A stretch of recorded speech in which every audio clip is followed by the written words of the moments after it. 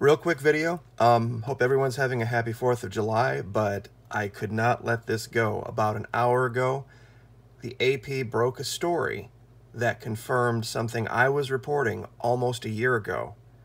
Back last August and September, when we were still primarily talking about the issues with the Fitzgerald and McCain, I did do two videos, one in August, one in September, that talked about the U.S. was clandestinely meeting with South American countries proposing this idea of invading Venezuela. And I caught a lot of pushback for it, and I didn't pursue it much because we were investigating the issue with the Fitz and McCain. McCain had just happened a matter of weeks prior. Well, in this article from AP Today, it pretty much says this exact thing, that the current leader, the current president, was actually asking top advisors about this. And I'll read here the suggestion that U.S. just simply invading Venezuela stunned those present at the meeting, including U.S. Secretary of State Tillerson and National Security Advisor McMaster. In an exchange that lasted around 5 minutes, McMaster and others took turns explaining to the current president how military action could backfire and risk losing hard-won support among Latin American governments to punish President Nicolas Maduro for taking Venezuela down the path of dictatorship, blah, blah, blah, blah, blah. Trump pushed back and all this kind of stuff, and then they let it go. And, you know, he used Operation Just Cause and Grenada as his basis for this. Those were in two entirely different things. But he pulled it up the next day when he went on his Twitter account and started talking about this. And that's when Maduro made his threat about rifles coming to Washington, D.C., and then it all kind of died down for a little bit. But then a month later, in September, he met with Santos, he met with Temer from Brazil, Varela from Panama, and Kaczynski from Peru. And the report at the time said that, oh, it was about drug trafficking and how to stop the drug trade. And now it's being reported it had nothing to do with that at all. What it was about military action in Venezuela, in the region. In fact, he even says here his staff told him not to say it, but he went around the table asking each leader about a military solution. Now, those leaders, the first video I did back in August when he first made the comment is titled Morningstar Demon in the Shadows, Vice President Venezuela Tariq al-Assami. His name, Tariq, means morning star. So, and this video didn't get very much traction, only a couple thousand views, and it's, you know, from almost a year ago. But the one I did in September, when he was meeting with them, I actually covered the meeting itself. And I'll just hit the play on this real quick to go forward. It's being reported that there is going to be an informal sit-down between the leader of Colombia and the current leader of the United States at the UN tomorrow. What's not widely being reported is that these two gentlemen aren't going to be the only ones at the meeting. Now, allegedly, this meeting is to discuss the issues with the drug trade, ways that the United States and Colombia can better work together to stop the flow of illegal drugs north.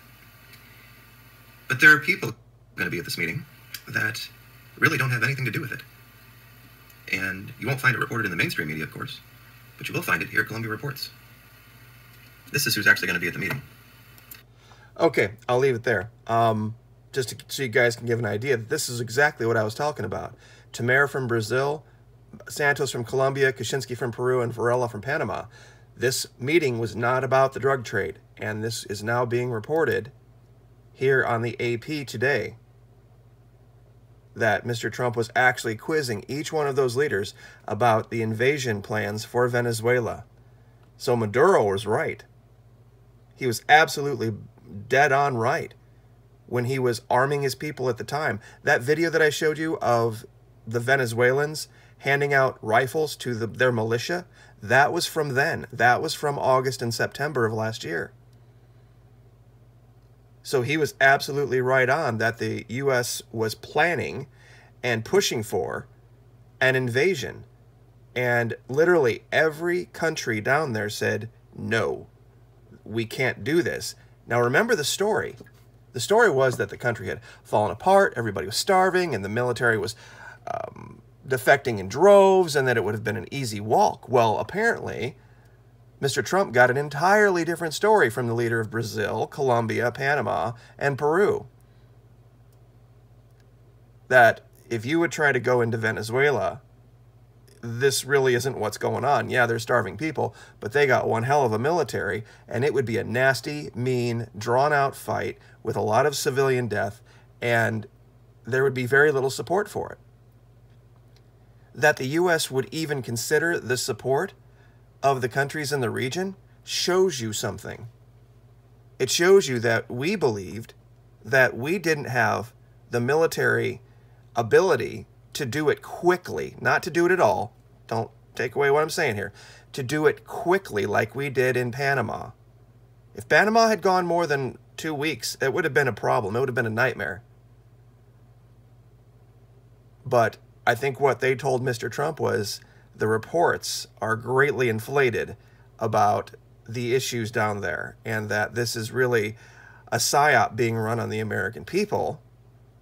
That, yes, there's parts of Venezuela that do have starvation issues and food availability issues, but they're largely inflated by these Colombians, that troublemakers.